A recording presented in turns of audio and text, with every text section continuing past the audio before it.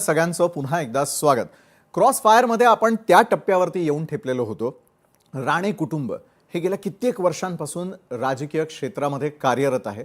त्यांनी केलेलं काम हे अवघ्या महाराष्ट्रानं आणि देशानं देखील पाहिलेलं आहे. मात्र ज्या वेळेला एक हळवा मुद्दा येतो तो म्हणजे नारायणजी राणे. पुढच्या काळात सक्रिय राजकारणात असतील का? निवृत्तीचे संकेत आहेत का? वहिनींच्या डोळ्यात आलेलं पाणी नेमकं कशासाठी होतं? या प्रश्नाचं उत्तर आपण नितेशजींकडून घेऊयात. नितेशजी, राणे फॅक्टर आला ना की अनेक जण हळवे देखील होताना दिसतात, काही जण प्रखर मतं निवडताना किंवा तशा प्रकारे बोलताना दिसतात.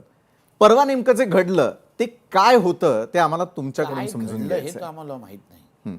मुळात मुद्दा आहे विशालजी, निवृत्त आणि राणे साहेब ह्याचा काहीच संबंध नाही. बरं, निवृत्त हा शब्द राणे साहेबांच्या डिक्शनरीमध्ये नाही. क्या बात आहे.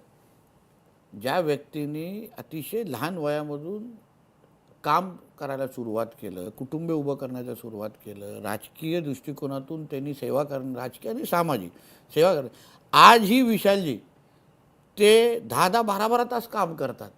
आम्हाला त्यांना सांगायला लागतं की दौरे कमी करा, काम कमी करा, ऑफिसमध्ये कमी राहा, हे सांगायला लागतं. पण त्या व्यक्तीमध्ये असलेला उत्साह हा लहान मुलांपेक्षा जास्त आहे. म्हणून निवृत्ती हा, आम्ही सभेमध्ये मीही होतो, आई होत्या, निलेशजी होता, आम्ही सगळे होतो.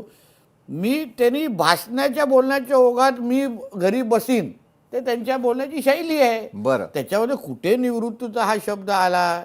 आणि आम्ही तर घरात खूप हसलो या संदर्भामध्ये. म्हणजे निवृत्त अगर राणे साहेबांबद्दल बोलत असतील तर या चॅनलकडे, खरंच सगळ्या चॅनल्सकडे बातम्या कमी झाल्या असतील आणि म्हणून अशा बातम्या लागल्या असतील. म्हणून त्याचा काही संबंधच नाही आणि होऊच शकत नाही. पुढचा प्रश्न मला कोकणी माणसाच्या दृष्टीने विचारायचा आहे.